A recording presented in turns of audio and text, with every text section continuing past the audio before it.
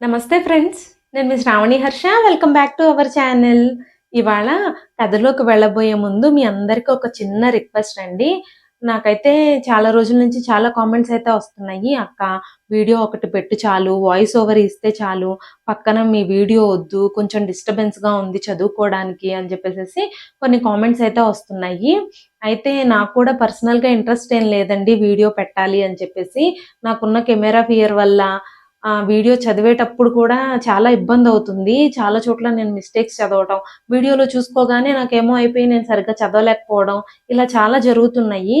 కానీ ఇంత ఇబ్బంది పడుతూ కూడా వీడియో పెట్టడానికి కారణం ఏంటంటే, యూట్యూబ్ నుంచి ఒక కొత్త రూల్ అయితే వచ్చిందండి. అదేంటంటే వాయిస్ ఓవర్ ఈ ఛానెల్‌కి మానిటైజేషన్ అయితే ఇవ్వము. అలాంటి ఛానెల్స్‌ని టెర్మినేట్ చేస్తాము అని చెప్పేసేసి. అందువల్ల ఖచ్చితంగా వీడియో పెట్టాల్సిందే. స్క్రిప్ట్ బేస్డ్ స్టోరీ బేస్డ్ ఛానెల్స్‌కి మానిటైజేషన్ ఇవ్వము అని చెప్పారు కాబట్టి నేను వీడియో పెట్టాల్సొస్తుందండి. దయచేసి గమనించి సపోర్ట్ చేస్తారని కోరుకుంటున్నాను. ఒక వీడియో చేయడానికి నేను స్టోరీ ప్రిపేర్ చేసుకోవడానికి కానీ, స్క్రిప్ట్‌కి కానీ, ఎడిటింగ్‌కి కానీ, వీడియో మేకింగ్ కానీ, ఇట్లా వాయిస్ ఓవర్ చెప్పడానికి కానీ, కథ చదవడానికి కానీ, నాకైతే దగ్గర దగ్గర 8-10 గంటలైతే పడుతుందండి.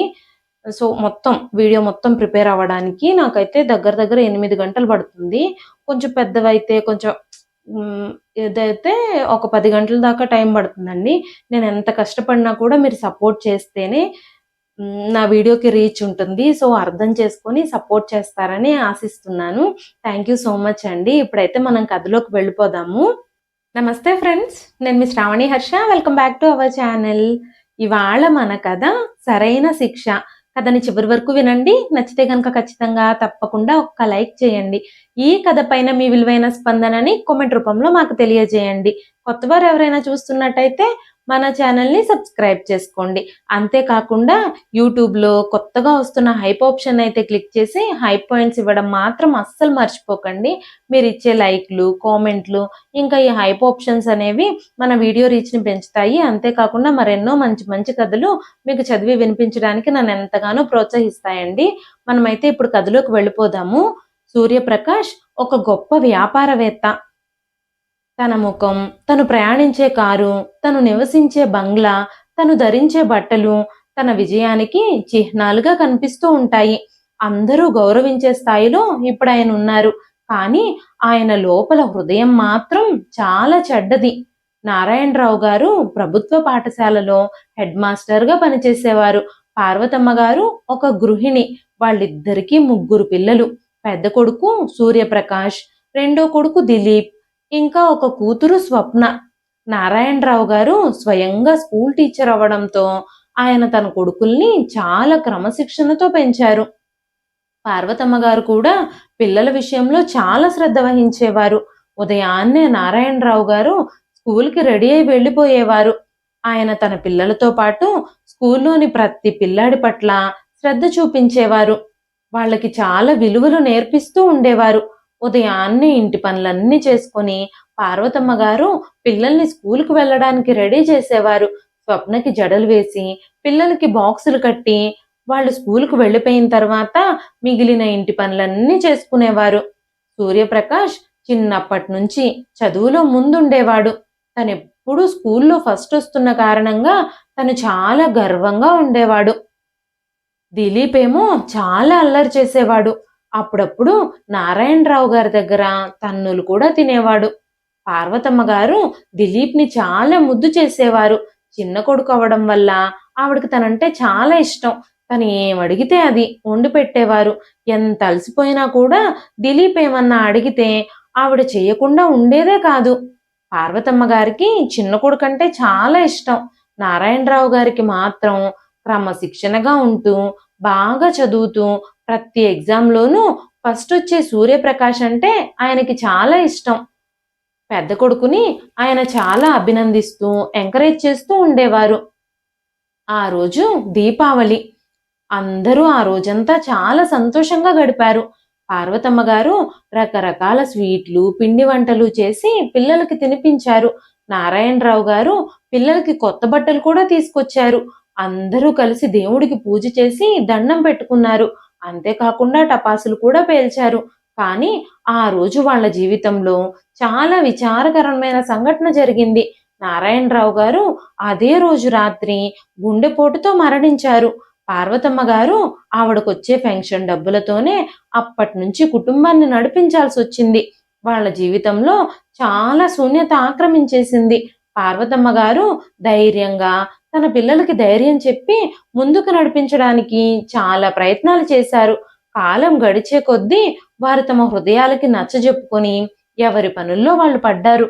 సూర్యప్రకాష్ పగలు రాత్రి కష్టపడి చదివేవాడు. పరీక్షల్లో కూడా మంచి మార్కులు తెచ్చుకునేవాడు. ఉపాధ్యాయులు కూడా ప్రకాష్ని చాలా ప్రశంసించేవారు. స్కూల్లో అందరూ ప్రకాష్ని ఎంతగానో ప్రోత్సహించేవారు. అందరి దగ్గర సూర్యప్రకాష్ చాలా మంచి పేరే సంపాదించుకునేవాడు.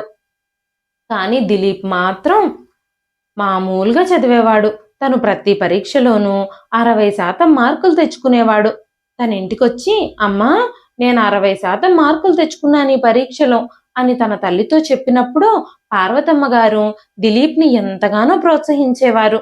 నువ్వు చాలా కష్టపడి చదివావు బాబు, నువ్వు చాలా మంచి మార్కులు తెచ్చుకున్నావు, ఇంకా కష్టపడితే ఇంకా మంచి మార్కులు వస్తాయి అంటూ చెప్పేవారు. సూర్యప్రకాష్ మాత్రం 97% మార్కులు తీసుకొచ్చినా కూడా పార్వతమ్మ గారు పెద్ద కొడుకును అంతగా ప్రశంసించేవారే కాదు. కేవలం ఒక చిన్న చిరునవ్వు మాత్రమే నవ్వేవారు. ఈ విషయంలో తరచుగా సూర్యప్రకాష్కి చాలా కోపం వస్తూ ఉండేది. బయట వాళ్ళందరూ తన్ని పొగిడేవారు, కానీ ఇంట్లో ఎవ్వరూ కూడా నువ్వు చాలా తెలివైన వాడివి, నువ్వు చాలా మంచి మార్కులు సంపాదించావు, స్కూల్లో నువ్వు ఫస్ట్ వచ్చావు అంటూ ఎవ్వరూ తనని పొగిడేవారు కాదు. దిలీప్కి మాత్రం తక్కువ మార్కులు వచ్చినా కూడా తనని ఎంతగానో తన తల్లి ప్రోత్సహిస్తూ ఉండేది. పార్వతమ్మ గారు దిలీప్నే ప్రోత్సహించేవారు ఎక్కువగా. స్వప్న మాత్రం ప్రతి విషయంలోనూ మౌనంగా ఉండేది. తరచుగా సూర్యప్రకాష్ ఇంకా దిలీప్ ఇలాంటి విషయాలకే గొడవలు పడుతూ ఉండేవారు. వాళ్ళిద్దరూ గొడవ పడుతూ ఉన్నప్పుడు స్వప్న భయంతో తన తల్లి చెంగు పట్టుకొని తల్లి వెనకాలే దాక్కునుండేది. పార్వతమ్మ గారికి దిలీప్ మీద మాత్రమే ప్రేమ ఉందని సూర్యప్రకాష్ తప్పుగా అర్థం చేసుకునేవాడు.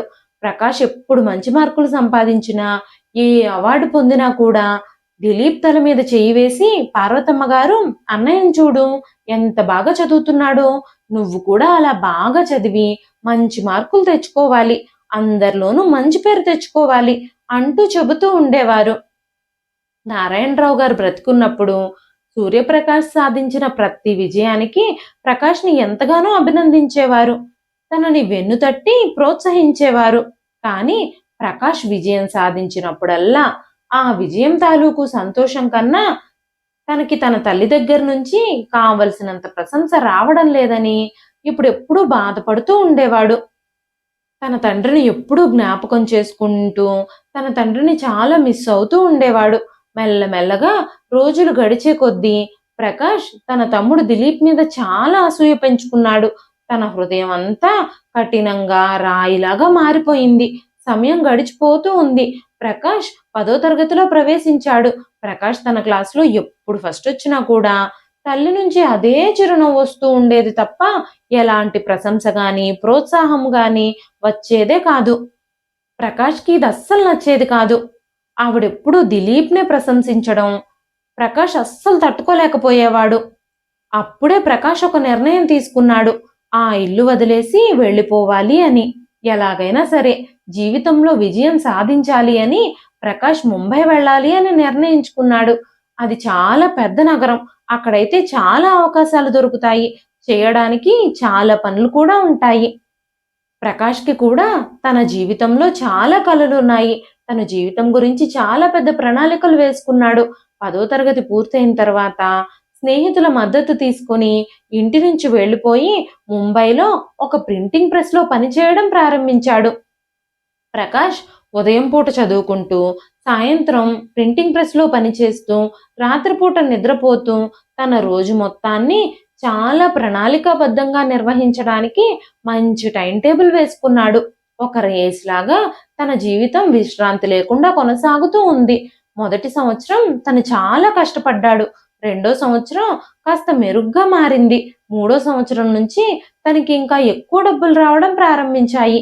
తను దాచుకున్న డబ్బులతో ఒక షాప్‌ని కూడా అద్దెకు తీసుకొని తను సొంతంగా ప్రింటింగ్ వర్క్ కూడా చేయడం మొదలుపెట్టాడు. దాదాపుగా మరో 3 సంవత్సరాలు పూర్తయిన తరువాత మొదటిసారిగా సూర్యప్రకాష్ గ్రామానికి వెళ్ళాడు. ప్రకాష్‌ని చూసి పార్వతమ్మ గారు చాలా సంతోషించారు. అంతేకాకుండా తన తల మీద చెయ్యి పెట్టి ఆశీర్వదించారు కూడా. దిలీప్ కూడా అప్పుడు కాలేజీలో చదువుతూ ఉన్నాడు. సాయంత్రం కాలేజీ నుంచి ఇంటికొచ్చినప్పుడు దిలీప్ తన అన్నయ్యతో మాట్లాడుతూ, "అన్నయ్య, నువ్వు ముంబై వెళ్ళిపోయావు. మేం మాత్రం ఇక్కడ చాలా ఇబ్బందులు పడుతున్నాం అన్నయ్య" అని మాట్లాడుతూ ఉన్నాడు. ప్రకాష్ అప్పుడు తన బ్యాగ్‌లో నుంచి కొత్త డ్రెస్‌ని బయటకు తీశాడు. "దిలీప్, నీకోసమే ఇది ప్రత్యేకంగా కొన్నాను" అంటూ దిలీప్ చేతికిచ్చినప్పుడు పార్వతమ్మ గారికేదో జ్ఞాపకం వచ్చింది. ఆవిడది గుర్తు చేసుకొని నవ్వడం ప్రారంభించింది. ప్రకాష్ పార్వతమ్మ గారికి ఖర్చుల కోసం కొంత డబ్బులు కూడా ఇచ్చాడు. మళ్ళీ ముంబైకి తిరిగొచ్చేశాడు తను. తను తన పనిలో బిజీ అయిపోయాడు. 4 సంవత్సరాల తర్వాత మళ్ళీ తను ఊరికి తిరిగి వెళ్ళినప్పుడు దిలీప్ చదువు పూర్తి చేసుకొని ఒక కాలేజీలో లెక్చరర్‌గా చిన్న ఉద్యోగం చేస్తూ ఉన్నాడు. స్వప్న ఇంకా చదువుకుంటూనే ఉంది. అప్పుడు పార్వతమ్మ గారు తన పెద్ద కొడుకు సూర్యప్రకాష్‌తో, "బాబు ప్రకాష్, నువ్వు ముంబైలో నీ వ్యాపారం పనుల్లో చాలా బిజీగా ఉంటున్నావు. ఈ సంవత్సరమైనా నువ్వు పెళ్లి చేసుకో. ఎవరైనా అమ్మాయిని నువ్వు ఇష్టపడితే నాతో చెప్పు. లేదంటే నేనే ఒక మంచి సంబంధం చూస్తాను. మీ తమ్ముడు దిలీప్‌కి మన పక్క వీధిలో ఉండే మౌనికనిచ్చి పెళ్లి చేయాలి అని నేను అనుకుంటున్నాను. ఆ అమ్మాయి చాలా మంచిది. ఇంకా చాలా అందంగా ఉంటుంది. నీకు కూడా తను నచ్చుతుంది. దిలీప్ తనని ఇష్టపడుతున్నాడు" అని చెప్పినప్పుడు ప్రకాష్ తలదించుకొని, "అవును, మౌనిక చాలా మంచిది. చాలా బావుంటుంది" అంటూ చెప్పాడు. కానీ ఆ వివాహం విషయంలో ప్రకాష్ చాలా కోపంగా ఉన్నాడు. కనీసం ఇప్పటికి కూడా తన తల్లి తన గురించి ఆలోచించడం లేదు. కేవలం దిలీప్ గురించి మాత్రమే ఆలోచిస్తుంది అని తనకి చాలా బాధగా అనిపించింది.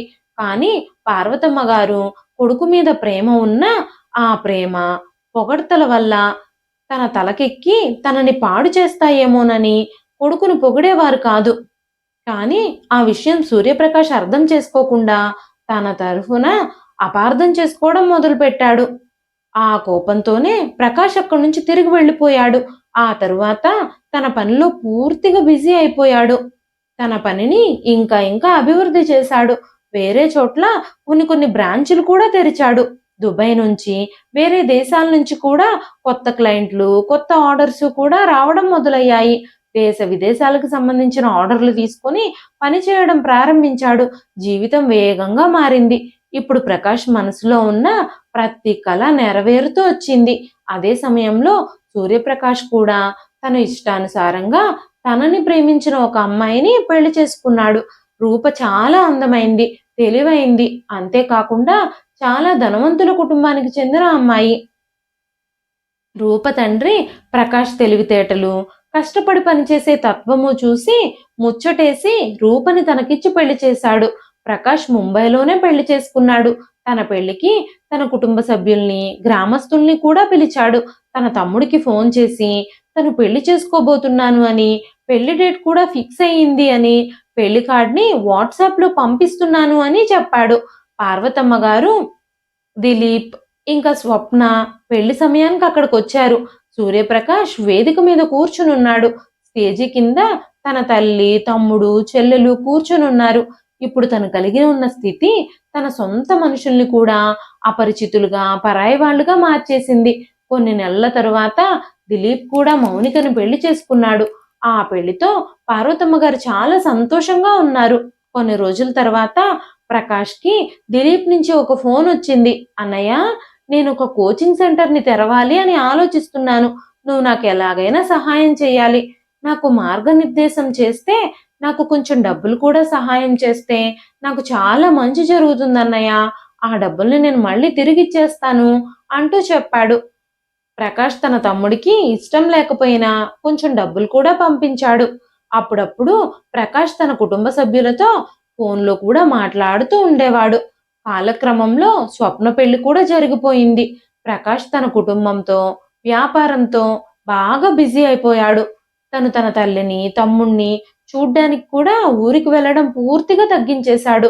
ఒకరోజు పార్వతమ్మ గారు ఫోన్లో మాట్లాడుతూ, బాబు ప్రకాష్, నువ్వు ఈ ఊరికొచ్చి చాలా రోజులవుతుంది. వీలు చూసుకొని ఒక్కసారి రా బాబు, నిన్ను చూడాలనిపిస్తుంది అంటూ చెప్పినప్పుడు ఆ మాటల్ని విని కూడా విననట్టే ఊరుకున్నాడు ప్రకాష్. ఇప్పుడు ప్రకాష్కి 2 పిల్లలు కూడా ఉన్నారు.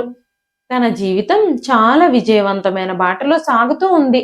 చాలా మంది ప్రజలు తన దగ్గరకొచ్చి సలహాలు తీసుకునేవారు. తనతో ఫోటోలు కూడా దిగేవారు. కొంతమంది న్యూస్ ఛానల్స్ వాళ్ళు ప్రకాష్‌ని ఇంటర్వ్యూ కూడా చేసేవారు. ఇంటర్వ్యూలలో "మీ విజయానికి రహస్యం ఏమిటి?" అంటూ ప్రకాష్‌ని అడిగినప్పుడు "నా మీద నాకున్న నమ్మకం" అంటూ ప్రకాష్ గర్వంగా బదులిచ్చేవాడు. దిలీప్ ఇప్పటికీ ఒక ప్రైవేట్ కాలేజీలో లెక్చరర్‌గా పనిచేస్తూ ఉన్నాడు. చిన్న కోచింగ్ సెంటర్‌ని కూడా స్టార్ట్ చేశాడు. అది కూడా సరిగ్గా జరగడం లేదు. అప్పుడప్పుడు దిలీప్ ప్రకాష్‌కి ఫోన్ చేసినప్పుడు ఫోన్ స్క్రీన్ మీద దిలీప్ పేరుని చూసినప్పుడు ప్రకాష్‌కి ఫోన్ ఎత్తడానికి కూడా ఖాళీ ఉండేది కాదు. తను చాలా బిజీగా ఉండేవాడు. కొన్ని సార్లు దిలీప్ మెసేజ్ కూడా పెడుతూ ఉండేవాడు. "అన్నయ్య, మేము మిమ్మల్ని చాలా మిస్ అవుతున్నాము. ఒక్కసారి రండి" అని. కానీ ప్రకాష్ మాత్రం ఒక ఎమోజీని పంపించి సమాధానం చెప్పేవాడు. చిన్నప్పటి విషయాలన్నీ ప్రకాష్‌కి బాగానే గుర్తున్నాయి. అక్కడ తన మీద ప్రేమ చూపించే తండ్రి లేడు. తల్లికేమో దిలీప్ మీదే ప్రేమ. ఇక తనకంటూ ఎవరున్నారక్కడ? తను వెళ్ళడానికైనా మాత్రం అని ఆలోచిస్తూ ఉండేవాడు. ఒకరోజు ప్రకాష్ చాలా బిజీగా ఉన్నప్పుడు, ఇంపార్టెంట్ మీటింగ్‌లో ఉన్నప్పుడు తన తమ్ముడి దగ్గర నుంచి ఫోన్ మోగుతూ ఉంది. తను వెంటనే ఫోన్‌ని కట్ చేసేశాడు. మళ్ళీ దిలీప్ ఫోన్ చేస్తూనే ఉన్నాడు. మీటింగ్ పూర్తయిన తర్వాత ఫోన్ లిఫ్ట్ చేసి మాట్లాడినప్పుడు దిలీప్ మాట్లాడుతూ, "అన్నయ్య, అమ్మ ఆరోగ్యం ఏమీ బాగోలేదు.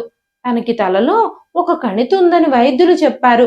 పెద్ద ఆస్పత్రిలో చూపించమని, ట్రీట్మెంట్‌కి చాలా డబ్బులు ఖర్చవుతాయి అని డాక్టర్లు చెబుతున్నారు" అని చెప్పినప్పుడు ప్రకాష్ మౌనంగా ఉన్నాడు.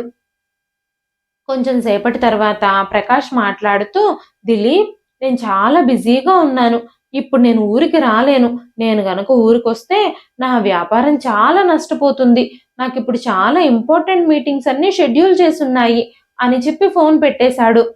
2 రోజుల తర్వాత స్వప్న కూడా ప్రకాష్‌కి ఫోన్ చేసింది. "అన్నయ్య, అమ్మ పరిస్థితి ఏమీ బాగోలేదు. హాస్పిటల్‌లో కూడా ట్రీట్మెంట్‌కి చాలా డబ్బులు అడుగుతున్నారు" అని చెప్పినప్పుడు కూడా ప్రకాష్ ఆ విషయం గురించి ఏమీ పట్టించుకోలేదు. పార్వతమ్మ గారు కూడా ప్రకాష్‌కి ఫోన్ చేశారు. కానీ ప్రకాష్ ఏ ఫోన్‌ని లిఫ్ట్ చేయడం లేదు.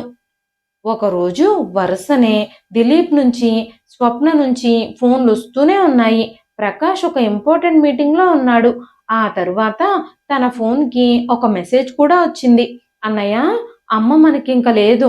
తను ఈ లోకాన్ని విడిచిపెట్టి వెళ్ళిపోయింది. సాయంత్రం అమ్మకి చివరి కార్యక్రమాలు జరిపిస్తాం. నీకు వీలైతే రమ్మని" ఆ మెసేజ్‌లో ఉంది. ఆ మెసేజ్‌ని కూడా పట్టించుకోలేదు ప్రకాష్. తన భార్యతో కలిసి రెస్టారెంట్‌లో భోజనం చేయడానికి వెళ్ళాడు. ప్రకాష్‌కి తల్లి మీదే మొదట్నుంచి తన హృదయంలో చాలా కోపంగా ఉండేది. అందుకే తన తల్లిని చివరి చూపు చూడ్డానికి కూడా తను వెళ్ళలేదు. కొన్ని రోజులు గడిచిపోయాయి. ఆ తరువాత దిలీప్ నుంచి పదే పదే ప్రకాష్‌కి ఫోన్‌లొస్తూ ఉన్నాయి. ప్రకాష్ ఫోన్ లిఫ్ట్ చేయకపోయేసరికి దిలీప్ నుంచి ఒక మెసేజ్ వచ్చింది. "అన్నయ్య, నేను నీతో అర్జెంటుగా మాట్లాడాలి. నేనిప్పుడు చాలా ఇబ్బందుల్లో ఉన్నాను. నీకు వీలైతే ఒక్కసారి ఫోన్ చెయ్యి" అంటూ అభ్యర్థనతో నిండిన మెసేజ్ అది. ఆ మెసేజ్‌ని చూసి సూర్యప్రకాష్ దిలీప్‌కి ఫోన్ చేశాడు. వెంటనే దిలీప్, "అన్నయ్య, మొన్న అమ్మ ఆరోగ్యం బాగోలేదు కదా! అందుకే తన ట్రీట్మెంట్ కోసం చాలా డబ్బులు ఖర్చయింది. నేను ఊర్లో 10 లక్షల వరకు హాస్పిటల్ ఖర్చుల కోసం డబ్బుల్ని అప్పు చేశాను. వాళ్ళందరూ ఇప్పుడు నా పీకల మీద కూర్చున్నారు. వాళ్ళందరూ ఇప్పుడు మన ఇంటి మీదకొచ్చి నన్ను బెదిరిస్తున్నారు. ఇల్లు కూడా తనఖాలోనే ఉంది. ఇప్పుడు నువ్వు నాకు ఎలాగైనా సహాయం చేయగలిగితే నేను నీకు చాలా రుణపడి ఉంటాను" అని చెబుతూ ఉండగానే ప్రకాష్ మాట్లాడుతూ, "ఆ ఇంటిని అమ్మేసి అప్పు తీర్చు" అని చెప్పినప్పుడు దిలీప్ కొంచెం సేపు మౌనంగా ఉన్నాడు. "అన్నయ్య, ఈ ఇల్లు అమ్మితే ఎన్ని డబ్బులొస్తాయి? ఆల్రెడీ ఈ ఇంటి మీద అప్పుంది. ఈ ఇల్లు అమ్మేస్తే నేను నివసించడానికి కనీసం నిలువ నీడ కూడా ఉండదు" అనగానే సూర్యప్రకాష్ మాట్లాడుతూ, ఆ ఇంట్లో నాకు కూడా వాటా ఉంది. నాకు ఆ ఇంట్లో ఒక్క రూపాయి కూడా అవసరం లేదు. ఆ ఇంటిని పూర్తిగా అమ్మేసి నీ అప్పులు తీర్చుకో. అంతకంటే నేనేమి నీకు సహాయం చేయలేను అని చెప్పినప్పుడు దిలీప్ కొన్ని క్షణాలు నిశ్శబ్దంగా ఉన్నాడు. ఇప్పుడు ఆ ఇల్లు అమ్మేసినా కూడా అప్పులు తీరవు. తన భార్యతో, కొడుకుతో తను రోడ్డు పాలవ్వాల్సొస్తుంది. ఏం చేయాలో కూడా దిలీప్‌కి అర్థం కావడం లేదు. సరే అన్నయ్య, నేనేం చేయాలో ఆలోచించుకుంటాను అని చెప్పి దిలీప్ ఫోన్ పెట్టేసేశాడు. వెంటనే ప్రకాష్ కూడా తన ఫోన్‌ని స్విచ్ ఆఫ్ చేసేశాడు. ఆ తరువాత ప్రకాష్‌కి క్లయింట్స్‌తో మీటింగ్ ఉండడంతో ఫ్రెష్ అప్ అయ్యి ల్యాప్‌టాప్ ఆన్ చేసుకొని మీటింగ్ అటెండ్ అవ్వడం మొదలుపెట్టాడు. ఆ రోజు రాత్రి సూర్యప్రకాష్ భార్య రూప ప్రకాష్ దగ్గరకొచ్చి, మీకీ విషయం తెలుసా? మీ తమ్ముడు చాలా ఇబ్బందుల్లో ఉన్నాడట. అప్పుల వాళ్ళు ఇంటి మీదకొస్తున్నారట. ఈ పరిస్థితుల్లో మనం తప్ప వాళ్ళకెవరున్నారు? మీరే వాళ్ళకి ఏ విధంగానైనా సహాయం చెయ్యాలి అని మాట్లాడుతూ ఉన్నప్పుడు, అవన్నీ నాటకాలు. నా నుంచి డబ్బులు గుంజే ప్రయత్నాలే అవన్నీ. నువ్వు విన్న ఆ విషయాలన్నీ నిజమే అయ్యుంటే, ఈ పాటికే మా తమ్ముడు ఇల్లమ్మేసి ఆ అప్పులన్నీ కట్టేసేవాడు. ఆ పని చేయకుండా నాకు పదే పదే ఫోను చేస్తున్నాడు అంటే అర్థమేమిటో తెలుసా? నా నుంచి డబ్బులు గుంజడానికే. వాళ్ళు మొదటి నుంచి అంతే. వాళ్ళ గురించి నాకు బాగా తెలుసు. అనగానే రూప, లేదండి, అతను చాలా ఇబ్బందుల్లో ఉన్నాడు. ఆ విషయం నాకు తెలుసు. ఆ ఊర్లో వాళ్ళే నాకు చెప్పారు. దిలీప్ నాతో ఏమీ చెప్పలేదు అని చెప్పినప్పుడు సూర్యప్రకాష్, నేనేం చేయాలో నాకు తెలుసు. ఈ విషయంలో నువ్వు నాకు సలహాలివ్వవలసిన అవసరం లేదు అని చెప్పినప్పుడు రూప మౌనంగా ఉండిపోయింది. కాసేపు మౌనం తర్వాత, అయితే మీ సొంత తమ్ముడికి కూడా మీ హృదయంలో స్థానం లేదా? రక్త సంబంధానికి మీరిచ్చే విలువేమిటి? అని అడగగానే, చిన్నప్పట్నుంచి వాళ్ళు నన్ను వాడుకోవడానికి, డబ్బులు గుంజడానికే చూసారు తప్ప, నిజంగా వాళ్ళకి నా మీద ప్రేమ లేదు. అవసరాలకి మాత్రమే వాళ్ళకి నేను గుర్తుకొస్తాను. నాకు ఆఫీస్‌లో చాలా టెన్షన్స్ ఉన్నాయి. చాలా ఇంపార్టెంట్ వర్క్సు ఉన్నాయి. నువ్వు ఈ విషయం గురించి పదే పదే మాట్లాడి నా మూడంతా స్పాయిల్ చేయకు అని చెప్పి ప్రకాష్ బెడ్ మీదకి వెళ్లి పడుకున్నాడు. ఆ తర్వాత రోజు కొత్త క్లయింట్స్ ఆఫీస్‌కొచ్చారు. వాళ్ళకి కావాల్సిన ఏర్పాట్లన్నీ చాలా ఘనంగా చేశాడు ప్రకాష్. వచ్చిన క్లయింట్స్ మాట్లాడుతూ, "ప్రకాష్ గారు, మీరు చాలా కష్టపడి పైకొచ్చిన వ్యక్తి అని, మీరు చాలా కష్టపడి ఈ వ్యాపార సామ్రాజ్యాన్ని నిర్మించారని మేము విన్నాము. ఈ ప్రయాణంలో మీ కుటుంబం మీకు చాలా సపోర్ట్‌గా ఉండుంటుంది కదా! మీ విజయం వెనక మీ కుటుంబమే ఉండుంటుంది కదా!" అని మాట్లాడుతూ ఉన్నప్పుడు వెంటనే ప్రకాష్ నవ్వుతూ, అందరికీ కుటుంబం ఉంటుంది. అలా అని ప్రతి ఒక్కరూ విజయం సాధించలేరు కదా! నా కృషి, పట్టుదల, నా మీద నాకున్న నమ్మకం వల్లే నేను ఈ విజయం సాధించాను అంటూ చెప్పాడు ప్రకాష్. ఆ తర్వాత కొన్ని రోజులకి వాట్సాప్ గ్రూప్‌లో ఒక ఫ్రెండ్ దిలీప్ ఫోటోని ఆర్టికల్‌తో సహా షేర్ చేశాడు. తను ఉత్తమ ఉపాధ్యాయుడు అని, చాలా తక్కువ ఫీజులతో కోచింగ్ క్లాసులు కూడా చెబుతున్నాడు అని, చాలా గొప్ప వ్యక్తి అని తన గురించి ఆ శీర్షికలో రాసుంది. అది చూసినప్పుడు తన తమ్ముడికి ఇంత గౌరవము, మర్యాద దక్కుతున్నందుకు ప్రకాష్‌కి చాలా ఈర్ష్యగా, అసూయగా అనిపించింది. ఆ తర్వాత దిలీప్ నుంచి ప్రకాష్‌కి ఒక్క ఫోన్ కాల్ కూడా రాలేదు. చాలా రోజుల తర్వాత దిలీప్ అత్తగారు సరోజ గారు ప్రకాష్‌కి ఫోన్ చేసి, "బాబు ప్రకాష్, మీ తమ్ముడి పరిస్థితి అసలు ఏమీ బాగోలేదు. అప్పుల వాళ్ళందరూ ఇంటి మీదకొస్తున్నారు. పిల్లల బాధ్యత, ఇంటి బాధ్యత, అప్పులు, వీటన్నింటితో తను సతమతమైపోతున్నాడు. నువ్వేదైనా చేయగలిగితే, నువ్వు పెద్ద మనసు చేసుకొని తనకి సహాయం చేయగలిగితే తన కష్టాలన్నీ తీరతాయి" అని చెప్పినప్పుడు ప్రకాష్ కఠినంగా, "నేను చేయగలిగింది అయితే ఖచ్చితంగా చేసేవాణ్ణి. నేనేం చేయగలుగుతాను" అంటూ ఫోన్ పెట్టేశాడు. ఆ తర్వాత రోజు ప్రకాష్ ఫోన్ పదే పదే మోగుతూ ఉంది. కానీ ప్రకాష్ ఫోన్ లిఫ్ట్ చేయలేదు. చాలా సేపటి తర్వాత ఫోన్‌కి ఒక వాట్సాప్ మెసేజ్ వచ్చింది. అందులో 2 లైన్లు మాత్రమే రాయబడున్నాయి. దిలీప్ ఇప్పుడు ఈ లోకంలో లేడు. యాక్సిడెంట్ అయ్యి తను చనిపోయాడు అని. దిలీప్, ఆ పిల్లవాడు అప్పుల వాళ్ళు పదే పదే ఇబ్బంది పెట్టడంతో, ఆ సమస్య నుంచి ఎలా బయటపడాలా అని ఆలోచిస్తూ పరధ్యానంగా బండి నడుపుతూ ఎదురుగా వస్తున్న లారీని చూసుకోలేదు. దాంతో యాక్సిడెంట్ అయి అక్కడికక్కడే చనిపోయాడు. మెసేజ్ చదివిన ప్రకాష్ గుండె నిశ్శబ్దంగా మారిపోయింది. తన ఫోన్ పక్కన పెట్టేసి చుట్టుపక్కలంతా చూశాడు. అందరూ ప్రాజెక్ట్ పనిలో బిజీగా ఉన్నారు. కర్చీఫ్ తీసుకొని తన ముఖానికి పట్టిన చెమటని శుభ్రం చేసుకొని కొంచెం నీళ్లు తాగి వెంటనే ఇంటికి వెళ్ళిపోయాడు ప్రకాష్. తన ఇంటికి వెళ్ళి తన భార్య ముఖం చూసినప్పుడు ఆమె కళ్ళల్లో కన్నీళ్లున్నాయి. మౌనిక ఫోన్ చేసిందండి. దిలీప్‌కి ప్రమాదం జరిగిందట. తను అక్కడికక్కడే మరణించాడట అని ఏడుస్తూ చెప్పినప్పుడు తన నోటి నుంచి ఒక్క మాట కూడా బయటికి రాలేదు. తను నిశ్శబ్దంగా సోఫాలో కూలబడ్డాడు. తన తల్లిదండ్రుల ఫోటోని చేతిలోకి తీసుకున్నాడు. చాలాసేపు మౌనంగా ఆ ఫోటోనే చూస్తూ ఉన్నాడు. ఆ తర్వాత రూప ఇంకా ప్రకాష్ కారులో ఊరికి బయలుదేరారు. గ్రామానికి వెళ్ళేసరికి ఇంటి ముందంతా నిశ్శబ్ద వాతావరణం నెలకొంది. మౌనిక తన 5 ఏళ్ల కొడుకుని ఒడిలో కూర్చోబెట్టుకుని ఏడుస్తూ ఉంది. రూప నిశ్శబ్దంగా మౌనిక పక్కనే కూర్చుని తనని ఓదార్చడానికి ప్రయత్నిస్తూ ఉంది. మెల్లమెల్లగా జరగాల్సిన కార్యక్రమాలన్నీ జరిగిపోతున్నాయి. ఆ కార్యక్రమాల అనంతరం వచ్చిన వాళ్ళందరూ ఎవరి దారిన వాళ్ళు నెమ్మదిగా వెళ్ళిపోవడం ప్రారంభించారు. ప్రకాష్ మౌనిక వైపు చూశాడు. ఆ పిల్లోడు తన ఒళ్ళోనే ఉన్నాడు. మౌనికతో ఏదో మాట్లాడాలి అని తను అనుకున్నాడు. కానీ తన నోటి నుంచి ఒక్క మాట కూడా బయటికి రాలేదు. మౌనిక తల్లి సరోజ ప్రకాష్తో, బాబు, జరగాల్సిందంతా జరిగిపోయింది. దిలీప్ ఇప్పుడు మనందరినీ వదిలిపెట్టి వెళ్ళిపోయాడు. ఇక నా కూతురు పరిస్థితి ఏమవుతుందో. తనిప్పుడు ఒంటరిగా ఒక వితంతువుగా మారిపోయింది.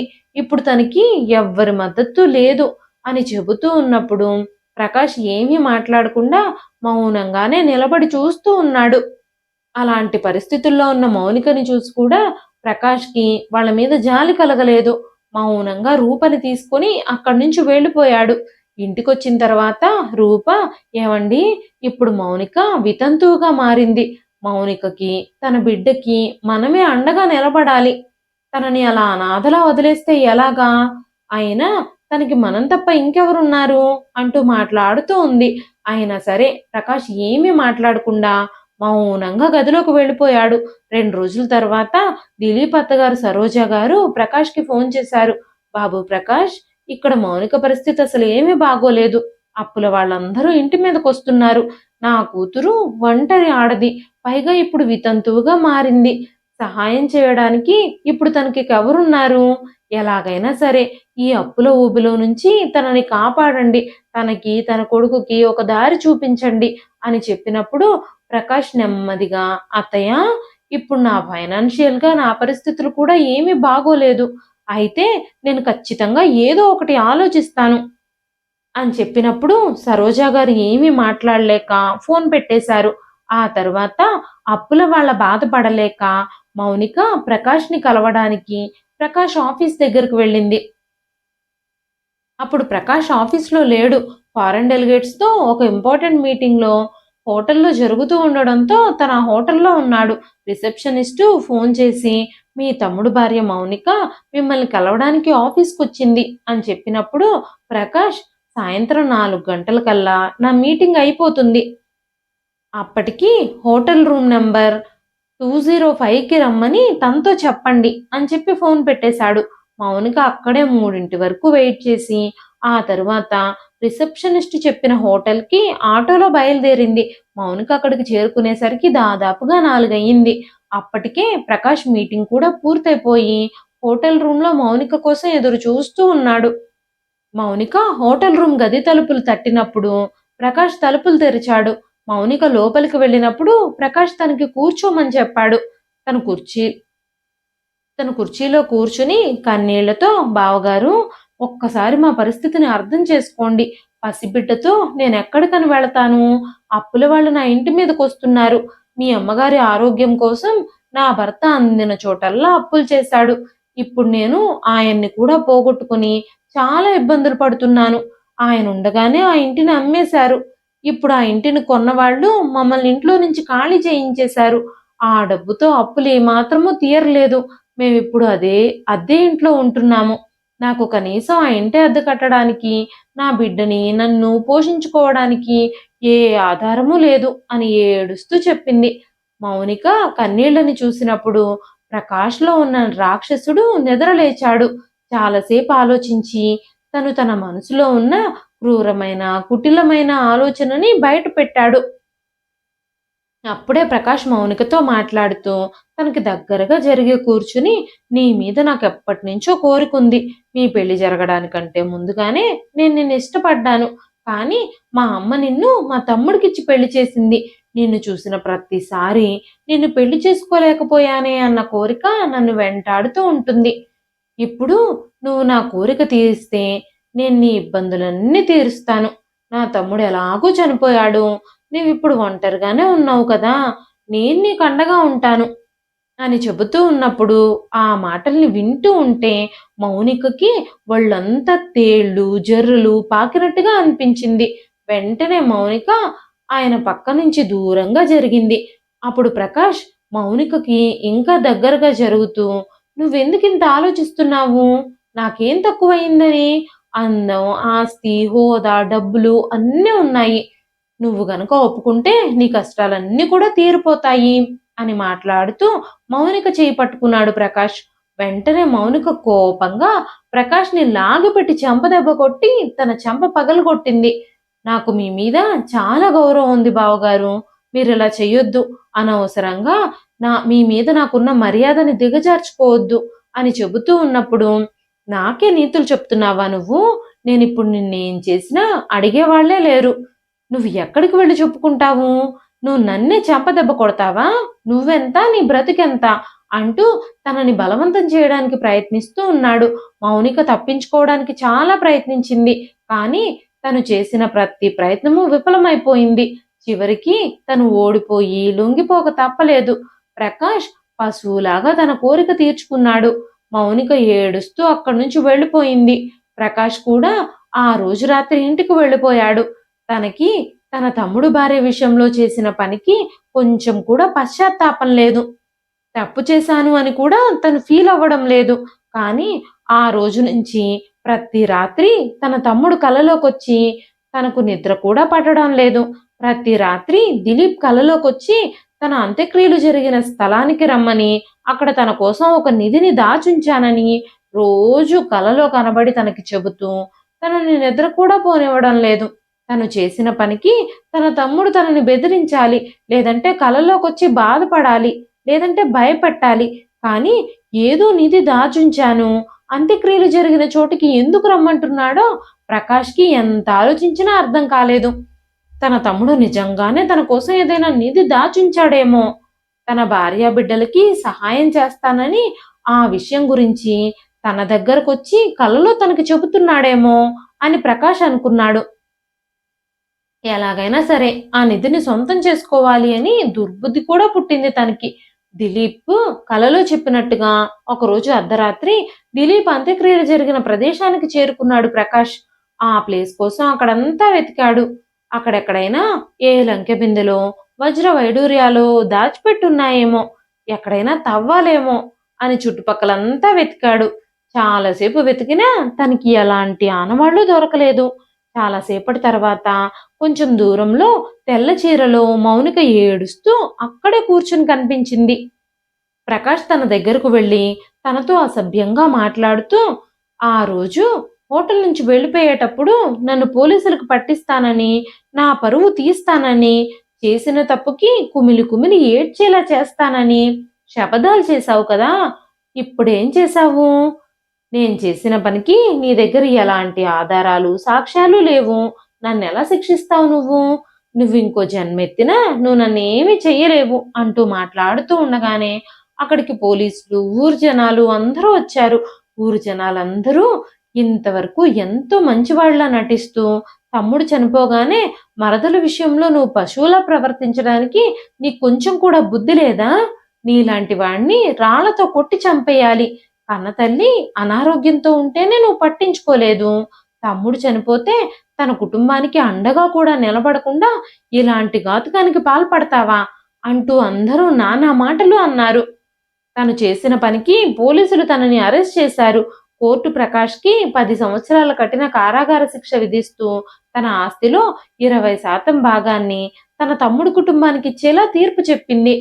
ఆ విషయం తెలిసి రూప కూడా ప్రకాష్ని అసహ్యించుకుంది. తను 10 ఏళ్లు జైల్లో ఉన్నా కూడా కనీసం భర్తని చూడ్డానికి కూడా వెళ్ళలేదు. రూప మౌనిక విషయంలో జరిగిన అన్యాయానికి చెల్లించిపోయింది. తనకి అండగా నిలబడింది. అప్పులన్నీ తీర్చి తమ ఆస్తిలో భాగం కూడా ఇచ్చి ముంబైలో తనకి ఒక అపార్ట్మెంట్ కూడా కొనిచ్చి తనని దగ్గరలోనే ఉంచుకుంది. మౌనిక ఇప్పుడు తన కొడుకుతో కలిసి గౌరవంగా బ్రతుకుతుంది. తర్వాత ప్రకాష్ జైలు నుంచి రిలీజ్ అయ్యేటప్పుడు కూడా తన కోసం జైలు దగ్గరికి ఎవ్వరూ వెళ్ళలేదు. ఈ 10 ఏళ్లలో తనను ఎవ్వరూ వెళ్ళి కలవనే లేదు. పిల్లలిద్దరూ కూడా తనని అసహ్యించుకున్నారు. 10 ఏళ్ల తర్వాత ఇంటికొచ్చిన భర్త మొహం మీదే తలుపులేసేసింది రూప. జీవితంలో ఎప్పటికీ తన మొహం తనకి చూపించొద్దని ప్రకాష్ కుటుంబం మొత్తం తనతో సంబంధం తెంచేసుకున్నారు. ప్రకాష్ చేసిన పనికి సమాజంలో గౌరవం పోగొట్టుకోవడంతో పాటు ఏకాకిగా మిగిలిపోయాడు. ప్రకాష్ తను చేసిన పనికి సరైన శిక్షని అనుభవిస్తున్నాడు. ఇదండి ఈ రోజు కథ. ఈ కథ మీకు ఎలా అనిపించింది? కథ నచ్చితే ఒక్క లైక్ చేయండి. ఈ కథ పైన మీ విలువైన స్పందనని కామెంట్ రూపంలో మాకు తెలియజేయండి. మరెన్నో ఇలాంటి ఇంట్రెస్టింగ్ కథల కోసం మన ఛానల్ని సబ్స్క్రైబ్ చేసుకోండి. మరొక మంచి కథతో మళ్ళీ కలుస్తానండి. అంతవరకు సెలవు. ఉంటానండి. అంతేకాకుండా యూట్యూబ్లో కొత్తగా వస్తున్న హైప్ ఆప్షన్ని క్లిక్ చేసి హైప్ పాయింట్స్ అయితే ఇవ్వడం మాత్రం అస్సలు మర్చిపోకండి. రేపు మరొక మంచి కథతో మళ్ళీ కలుస్తాను. అంతవరకు సెలవు. ఉంటానండి.